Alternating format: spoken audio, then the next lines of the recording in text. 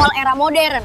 Waktu masyarakat mulai sadar kalau aksi bareng bisa mengubah hidup mereka, meski perjuangannya masih berat banget. Tahun 1840 sampai 1880, buruh pabrik mulai bersatu. Mereka menuntut jam kerja yang manusiawi, biar hidupnya lebih layak. Tahun 1866, Serikat Buruh Modern pertama lahir, National Labor Union di Baltimore, Amerika. Dari sinilah perjuangan buruh makin terorganisir. Tahun yang sama, di Chicago, ribuan buruh turun ke jalan. Mereka nuntut jam kerja dikurangi jadi 8 jam per hari. Tragedi Haymarket Chicago bikin dunia sadar. Tahun 1889, Kongres Sosialis Internasional menetapkan 1 Mei sebagai Hari Buruh Internasional. Menjelang akhir abad ke-19, bukan cuma buruh yang bangkit, perempuan juga mulai bersuara. Mereka menuntut hak yang sama. Gerakan perempuan bangkit.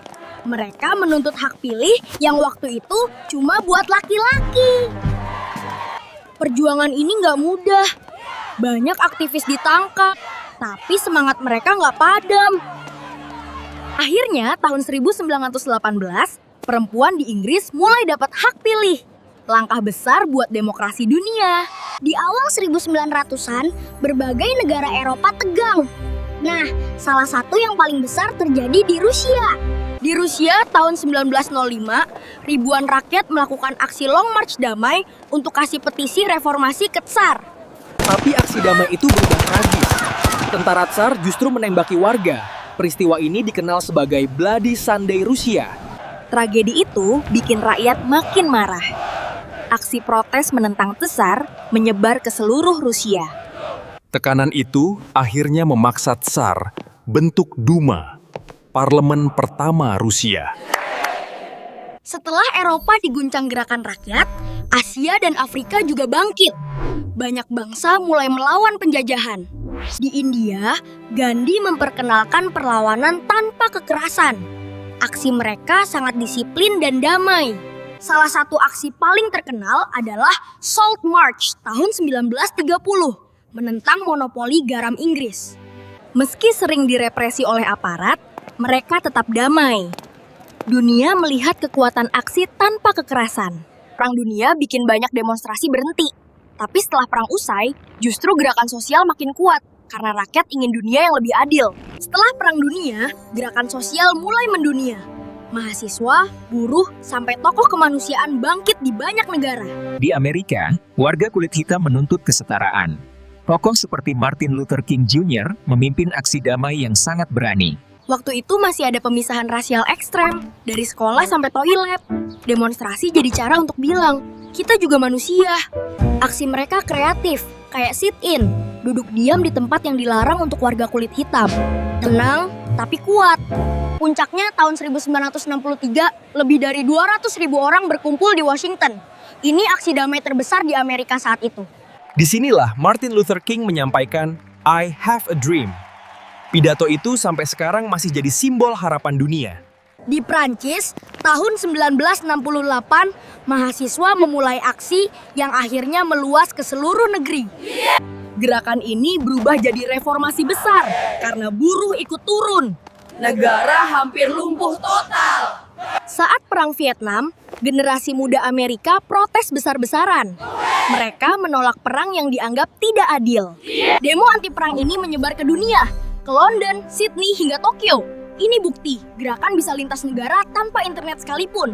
Di Afrika Selatan, rakyat menolak apartheid, sistem pemisahan ras yang sangat ketat dan kejam. Dukungan global besar banget.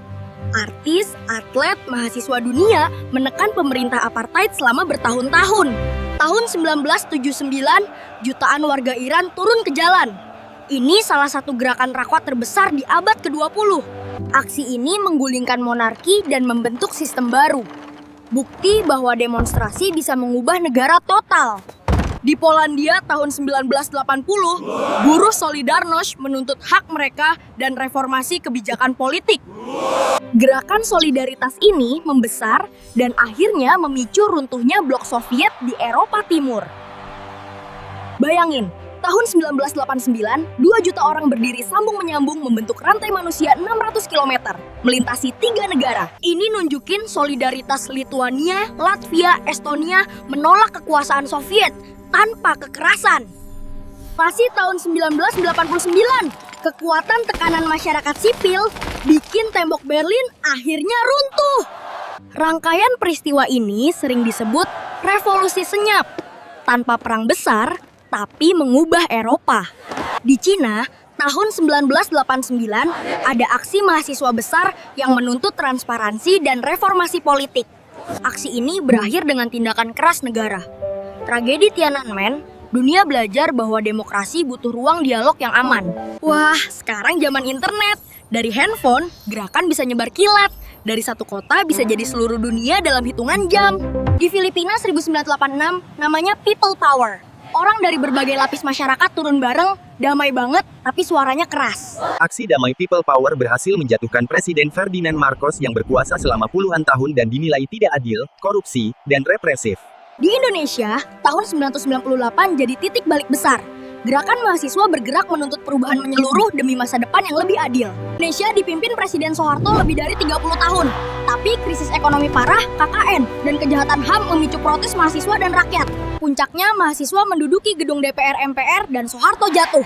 Perubahan menang. Era reformasi dan keterbukaan dimulai di Indonesia. Arab Spring nunjukin bagaimana media sosial bisa bikin gerakan rakyat menyebar super cepat.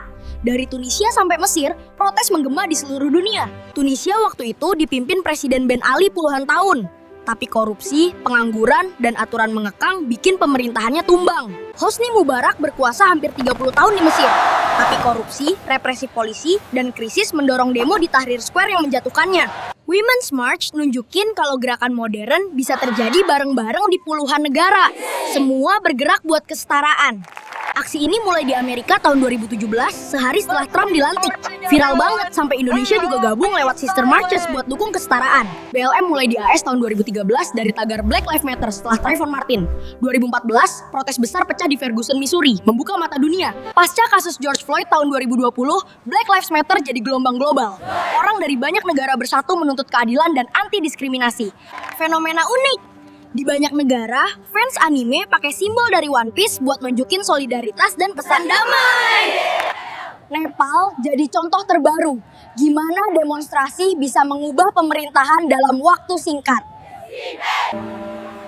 Gerakan ini didorong anak muda yang muak sama korupsi dan pemblokiran media sosial.